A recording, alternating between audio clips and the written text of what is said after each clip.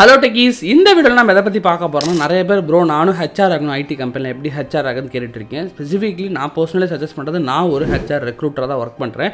So HR recruiter ID கம்பெனிக்குள்ளே வரதும் ரொம்ப ஈஸியாக இருக்கும்.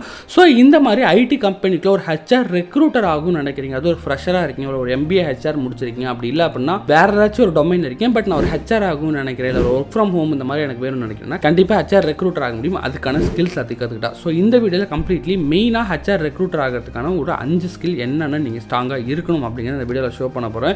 ஸோ ஒரு ஹெச்ஆர் ரெக்ரூட்டர் ஆகணும், ஒரு ஐடி கம்பெனியில் வந்து நான் ஒர்க் பண்ணணும், ஒரு ஹெச்ஆர் பண்ணிங்கன்னா கண்டிப்பாக இந்த 5 ஸ்கில்லை நீங்கள் டெவலப் பண்ணிக்க. இதை தாண்டி ஸ்பெசிஃபிக்காக நம்மளுமே கூட ஹெச்ஆருக்கான ட்ரைனிங்ஸ் கொடுத்துருக்கோம். அதை பற்றி தெரிஞ்சுக்கணும். டிஸ்கிரிப்ஷன் லிங்க் கொடுத்துருக்கேன், செக் பண்ணி பாருங்கள். Let's get into the video. So நீங்கள் ஒரு ஐடி கம்பெனியில் ஹெச்ஆர் ரெக்ரூட்டர் ஆகணும்னு நினைக்கிங்கன்னா ஃபஸ்ட்டு உங்கள்கிட்ட கேட்குற ஒரு குவாலிஃபிகேஷனாக இருக்கிறது ஒரு எம்பிஏ ஹெச்ஆர். எல்லாத்தையும் தாண்டி ஒரு ப்ராக்டிக்கலாக வரப்போ ஃபஸ்ட்டு உங்கள்கிட்ட கம்பெனிஸ்லேருந்து எதிர்பார்க்குற ஸ்கில்லு கம்யூனிகேஷன் ஸ்கில் தான் எதிர்பார்ப்பாங்க. ஏன் கம்யூனிகேஷன் ரொம்ப ரொம்ப முக்கியம் அப்படின்னா, எக்ஸாம்பிளுக்கு நான் டிசிஎஸ்லேருந்து ஒரு ஹெச்ஆர் பேசுகிறேன், நான் ஒரு அசென்ச்சர் கம்பெனிலேருந்து பேசுகிறேன், விப்ரோலேருந்து ஒரு ஹெச்ஆர் பேசுகிறேன் இப்படின்னு சொல்லி நீங்கள் ஒரு கம்பெனியை ரெப்ரசன்டேட் பண்ணி தான் ஒரு ஹெச்ஆராக பேசுவீங்க.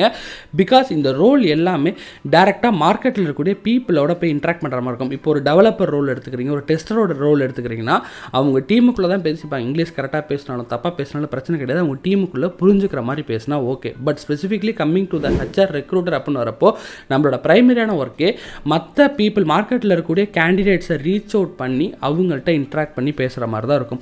அப்படி அவங்கள்ட்ட இன்ட்ராக்ட் பண்ணி பேசுகிறப்போ நம்மளால் சரியாக கம்யூனிகேட் பண்ண முடியல, ஒரு இங்கிலீஷ் கம்யூனிகேஷன் ரொம்ப லோவாக இருக்குன்னா கண்டிப்பாக அவங்க நம்மளை தப்பாக நினைக்கிறாங்களோ இல்லையோ, அந்த பர்சன் ஹெச்ஆராக இருக்கவர் ஏன் இப்படி இருக்கான்னு நினைக்கிறாங்களோ இல்லையோ, கம்பெனி தப்பாக நினைப்பாங்கன்னா அந்த கம்பெனியில் இருக்க ஹெச்ஆருக்கு இது வந்து இங்கிலீஷ் கூட கரெக்டாக கன்வே பண்ணலாம். அதனால தான் இந்த ரோல் பிரைமரிலி இன்டு த டேரெக்டாக கேண்டிடேட்ஸ் அண்ட் பீப்புளோட இன்ட்ராக்ட் பண்ணுற மாதிரி இருக்கனால கம்யூனிகேஷன் தான் ஃபஸ்ட்டு பிரைமரியாக ஸ்ட்ராங்காக இருக்கான்னு செக் பண்ணுவாங்க. அதனால் நீங்கள் ஹெச்ஆர் ரெக்ரூட்டர் ஆகணும்னு நினைக்கிங்கன்னா உங்களோட இங்கிலீஷ் கம்யூனிகேஷன் நல்லா ஃப்ளூயண்ட்டாக பேசுகிற அளவுக்கு ஸ்ட்ராங்காக டெவலப் பண்ணிக்கோங்க. அப்படி உங்களுக்கு இங்கிலீஷ் கம்யூனிகேஷன் எனக்கு பெரிய அளவுக்கு பேச வரலாமே நம்மளோட ஹெச்ஆர் லேர்னர்ஸ் அப்படியுமே ஸ்பெசிஃபிக்காக ஹெச்ஆர் ஃபண்டமெண்டல்ஸ் எல்லா விஷயத்தையும் கவர் பண்ணுறதோட சேர்த்து தான் கம்யூனிகேஷனுக்கு போய் டெய்லியுமே ஒன் ஹவர் ஸ்பெண்ட் பண்ணி டெவலப் பண்ணிட்டு இருக்கோம்.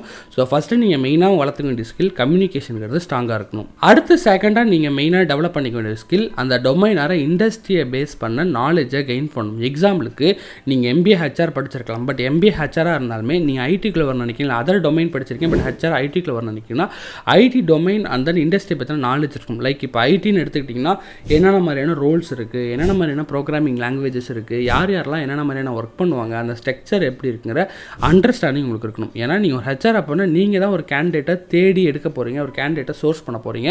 ஸோ அதனால் நீங்கள் எந்த டொமைன், இப்போ மெக்கானிக்கல் டொமைன் போக போகிறீங்க, இல்லை ஆட்டோமொபைல் சைட் போக போகிறீங்கன்னா அந்த டொமைனை பேஸ் பண்ண நாலேஜ் இருக்கணும். அதே மாதிரி தான் இப்போ நீங்கள் ஐடிக்குள்ளே வர போகிறீங்கன்னா இந்த ஐடி இண்டஸ்ட்ரியை பேஸ் பண்ண டொமைன் நாலேஜ் இருக்கணும். மெயினாக நீங்கள் கற்றுக்க வேண்டியது என்னென்ன மாதிரியான ரோல் இருக்குது, ஐடி கம்பெனி என்னென்ன மாதிரியான வேலைகள்லாம் பண்ணுவாங்க அப்படிங்கிறத மெயினாக கற்றுக்குங்க.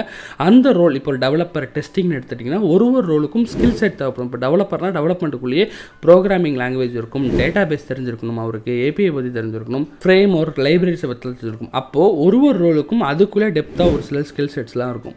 அந்த மாதிரியான ஸ்கில் செட்ஸும் என்னென்ன அதெல்லாம் என்ன அப்படிங்கிற ஒரு பேசிக் அண்டர்ஸ்டாண்டிங்காக வச்சுருக்கணும். இந்த மாதிரி மார்க்கெட் அண்டர்ஸ்டாண்ட் இருந்தால் தான் அந்தந்த இண்டஸ்ட்ரிக்குள்ளே உங்களை எடுத்துப்பாங்க. அதனால் நீங்கள் எம்பிஏ ஹெச்ஆர் முடிச்சிருக்கீங்க அப்படின்னாலுமே எந்த இண்டஸ்ட்ரிக்குள்ளே என்டர் ஆகணும் நினைக்கலாம், அந்த இண்டஸ்ட்ரியை பற்றி டெப்த்தாக மெயின்லி ஃபோக்கஸ் பண்ணுறது ரோல் பிளேஸ் என்னென்ன ரோல்ஸ்லாம் இருக்குது, அந்த ரோலுக்கு என்ன அப்படிங்கிறத மெயினாக ஸ்ட்ராங்காக தெரிஞ்சு கற்றுங்க. நீங்கள் சேட் ஜிபிடிலே போயிட்டு கூட ஐடி இண்டஸ்ட்ரியில் என்னென்ன ரோல்ஸ் இருக்குது, அந்தந்த ரோலுக்கு என்னென்ன மாதிரியான விஷயங்கள்லாம் தேவைப்படும்னு போட்டிங்கன்னா அதுவே நிறைய கொடுக்கும். அதெல்லாத்தையும் படித்து ஸ்பெசிஃபிக்காக டெப்த்தாக போய் இன்னும் இந்த விஷயம்னா என்ன அப்படின்னு படிச்சிங்கன்னா ஒரு மாதம் உட்காந்து படிச்சிங்கன்னா ஒரு அண்டர்ஸ்டாண்டிங் கிடச்சிடும். இல்லை நான் அதை எப்படி உட்காந்து படிக்கன்னு தெரில அப்படின்னாலுமே நம்ம ஹெச்ஆர் லேர்னர்ஸ் சப்ல அதை கம்ப்ளீட்லி ஸ்டெப் பை ஸ்டெப்பாகவும் சொல்லி கொடுத்துருக்கோம். மெயினாலுமே டிஸ்கிரிப்ஷன் லிங்க் இருக்குது, செக் பண்ணி பாருங்கள். ஸோ இந்த டொமைன் நாலேஜ் அப்போ நான் எடுத்துக்கிட்டேன் தெரிஞ்சுக்கிட்டேன் அப்படின்னா அடுத்து தேடாக பிரைமரியாக நீங்கள் என்ன தெரிஞ்சுக்கணும்னா மெயினாக ஒரு பிளாட்ஃபார்ம்லையும் சோர்சிங் எப்படி பண்ணுறதுன்னு தெரிஞ்சுக்கணும். பிகாஸ் இப்போ இந்த ஹெச்ஆர் ரெக்ரூட்டர் ஆகிற அந்த மார்க்கெட்லேயே பார்த்தீங்கன்னா காம்படிஷன் அப்படிங்கிறதும் ப்ளஸ் அதே மாதிரி இன்டர்வியூ அப்படிங்கிறதும் நிறைய பேர் வராங்க. அப்படின்றப்போ யார் பெஸ்ட்டாக இருக்கா, யார் வந்து நல்லா சோர்ஸ் பண்ணுறா அப்படிங்கிற அளவுக்கு கம்பெனி சைடில் பார்க்க ஆரம்பிச்சிட்டாங்க. பிகாஸ் ஏன்னா நிறைய பேர் இப்போ நம்மள்ட்ட படிக்கிற மாதிரி அடிஷ்னலாக கோர்சஸ் எல்லாம் படிச்சுட்டு வரனால சோர்சிங் அப்படிங்கிறதுமே நிறைய பற்றி தெரிஞ்சிருக்கு, எப்படி சோர்ஸ் பண்ணணும். பிகாஸ் ஒரு ஹெச்ஆர் ரெக்ரூட்டர் ஆகிறீங்கன்னா உங்களோட ஸ்கில் செட்டை நீங்கள் பிரைமரியாக ரொம்ப ஸ்ட்ராட்டஜிக்கலாக யோசிச்சு ஒர்க் பண்ணக்கூடிய ஒரு இடமா இருக்கிறது சோர்சிங் அப்படிங்கிற பார்த்து தான். சோர்சிங்னா வேறு ஒன்றும் கிடையாது. இப்போ எப்படி கேண்டிடேட்ஸ் வந்து அவங்களே வாண்டடாக ஜாப் போஸ்டிங்க்கு அப்ளை பண்ணுறாங்களோ அதை தவிர அந்த ஜாப் போர்ட்டல் லைக் லிங்க்டின் நவுக்கர் இந்த மாதிரியான போர்ட்டலில் ஹெச்ஆர் நாம்ளே வாண்டடாக போயிட்டு கேண்டிடேட்ஸை பிக் பண்ணி எடுக்கலாம். இந்த மாதிரி பிக் பண்ணி எடுக்கிறப்ப தான் யார் கரெக்டாக வருவா அப்படிங்கிறத கரெக்டாக பிக் பண்ணி எடுக்க தெரியணும்.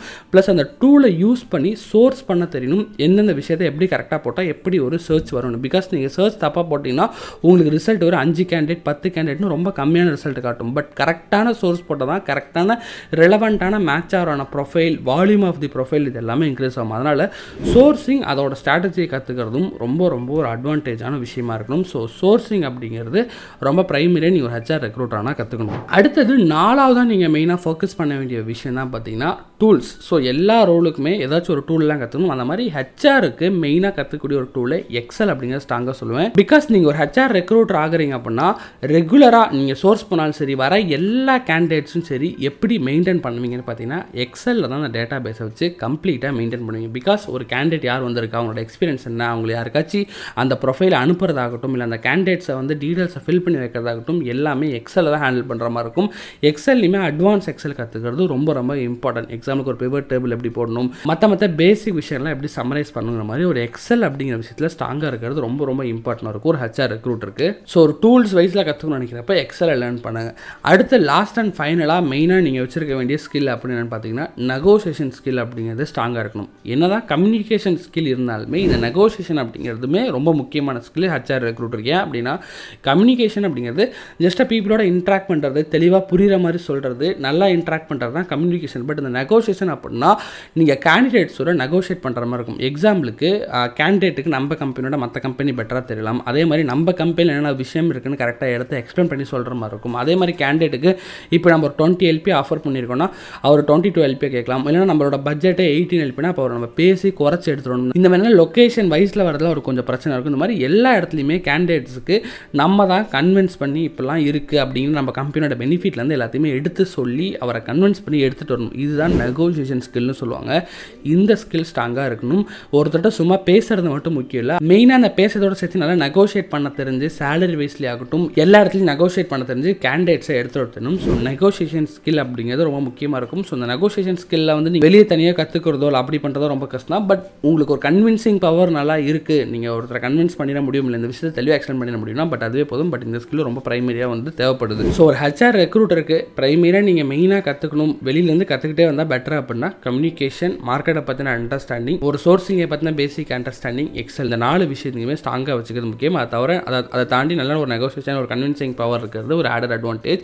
பட் இந்த டூல்ஸ்லாம் நான் எங்கே கற்றுக்கிறது, எப்படி லேர்ன் பண்ணுறது, இல்லைனா இது ஏதாச்சும் நம்மளே கிளாஸ் எடுக்கணும்னா ஆல்ரெடி சொன்ன தான் நம்மளோட ஹெச்ஆர் லேர்னர் சப்பில் completely 2 months of training provide பண்ணிட்டு இருக்கும். இந்த 2 monthsலையுமே எக்ஸ்பர்ட்டாக இருக்கக்கூடிய ஸ்டாஃப்ஸ் தான் உங்களுக்கு வந்து கம்ப்ளீட்டாக கிளாஸ் எடுப்பாங்க.